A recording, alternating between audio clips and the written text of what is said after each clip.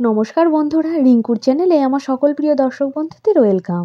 আজকে আমার রেসিপি আলু দিয়ে কাবলি ছোলার তরকারি। এটি সম্পূর্ণ একটি নিরামিষ রান্না। এই পদটি রুটি, লুচি, মুড়ি কিংবা পরোটার সাথে খেতে দারুণ লাগে। আপনি যদি আমার চ্যানেলে নতুন দর্শক বন্ধু হয়ে থাকেন তাহলে প্লিজ আমার চ্যানেলটিকে সাবস্ক্রাইব করে পাশে থাকার অনুরোধ রইল। ভিডিওটি ভালো লাগলে একটা লাইক দেবেন। চলুন আলু দিয়ে চানার এই রেসিপিটা দেখে নিই। চানাটাকে আগের দিন রাতে ভিজিয়ে দিয়েছিলাম।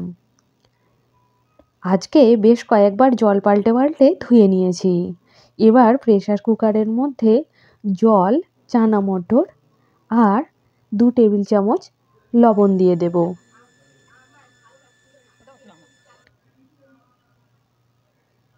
এইবার গ্যাসের ফ্লেমটা অন করে প্রেসার কুকারটা বসিয়ে দেব আর 10টা সিটি দিয়ে নেব। চানা সেদ্ধ হতে অনেকটাই দেরি হয়। আমার এই ভিডিওটার যদি কোনো অংশ আপনাদের ভালো লেগে থাকে তাহলে একটা কমেন্টের মাধ্যমে আমাকে জানাবেন। দেখুন চানাটা সেদ্ধ করে নিয়েছি, কত সুন্দর সেদ্ধ হয়েছে। একেবারে গলে যায়নি কিন্তু সুন্দর সেদ্ধ হয়েছে। নিয়েছি 4টে মিডিয়াম সাইজের আলুগুলোকে ডুমো ডুমো করে কেটে ধুয়ে পরিষ্কার করে নিয়েছি টমেটো কুচি, কাঁচা লঙ্কা কুচি। ফোড়নের জন্য নিয়েছি গোটা জিরে, তেজপাতা, এলাচ, দারচিনি, লবঙ্গ। নিয়েছি আদা বাটা। কড়াতে দিয়ে দিচ্ছি সর্ষের তেল। এই রান্নাটি সর্ষের তেলে করলে এর টেস্ট ভীষণই ভালো আসে। কড়ার মধ্যে দিয়ে দিলাম 1/2 চা চামচ চিনি। কালারের জন্য চিনিটা ব্যবহার করলাম। এবার ফোড়নটা দিয়ে দিলাম। ফোড়নটা 30 সেকেন্ড সময় ধরে মিডিয়াম ফ্লেমে ভেজে নেব। ফোড়নটা ভাজা হয়ে গেছে। এবার এর মধ্যে দিয়ে দিচ্ছি টমেটো কুচি। টমেটো দেওয়ার 30 সেকেন্ড পর এর মধ্যে দিয়ে দিচ্ছি আলু কুচি।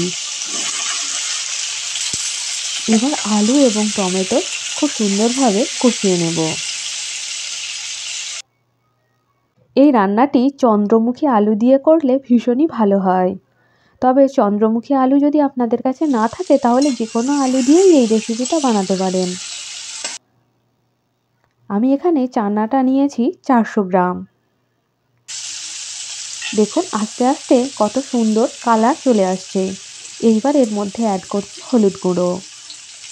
এইবার হলুদের কাঁচা গন্ধ চলে যাওয়া পর্যন্ত কষিয়ে নেব। এই পর্যায়ে দিয়ে দিলাম কাঁচা লঙ্কা কুচি, দিয়ে দিলাম আদা বাটা। এবার সব কিছুকে মিডিয়াম ফ্লেমে 2 মিনিট সময় ধরে কষিয়ে নেব। দিয়ে দিচ্ছি স্বাদ মতো লবণ।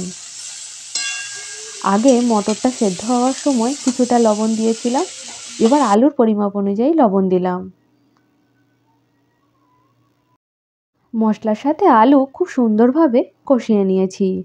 এই পর্যায়ে সেদ্ধ করে রাখা চানা মটরটা অ্যাড করে দিলাম। এবার মশলার সাথে চানাটাকেও সুন্দরভাবে মিনিট 4 সময় ধরে কষিয়ে নেব। এই রান্নাটি করতে খুবই অল্প উপকরণ লাগে এবং খুব সহজে চটজলদি বানানো হয়ে যায়।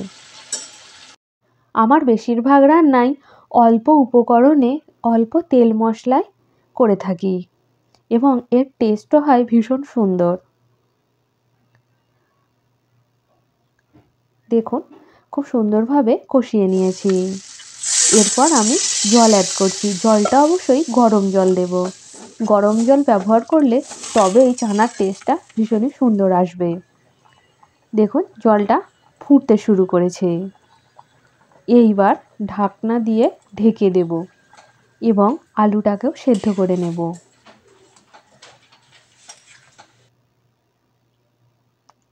15 মিনিটের জন্য ঢেকে দেব। 15 মিনিট পর ফিরে এসেছি। দেখুন জলটা অনেকটাই কমে এসেছে। এবার আপনাদের আলুটা দেখিয়ে দিচ্ছি কেমন সেদ্ধ হয়েছে। দেখুন কত সুন্দরভাবে আলুটা সেদ্ধ হয়ে গেছে। এবার ঝোলটাকে কিছুটা শুকনো করে নিয়েছি। আমার রেসিপিটা তৈরি হয়ে গেছে। এরপর গরম গরম রুটি, পরোটা কিংবা লুচির সাথে পরিবেশন করুন। গার্নিশের জন্য ওপর থেকে দিয়ে দেব কয়েকটা ধনেপাতা। আমার আজকের এই রেসিপি আপনাদের কেমন লাগলো অবশ্যই কমেন্টের মাধ্যমে আমাকে জানাবেন। ভালো লাগলে একটা লাইক দেবেন। আজকে এ পর্যন্তই। আবার আপনাদের সাথে দেখা হবে অন্য একটি পর্বে, অন্য একটি নতুন রেসিপির সাথে। ততক্ষণ আপনারা সকলে সুস্থ থাকবেন, সাবধানে থাকবেন এবং আমার পাশে থাকবেন। ধন্যবাদ।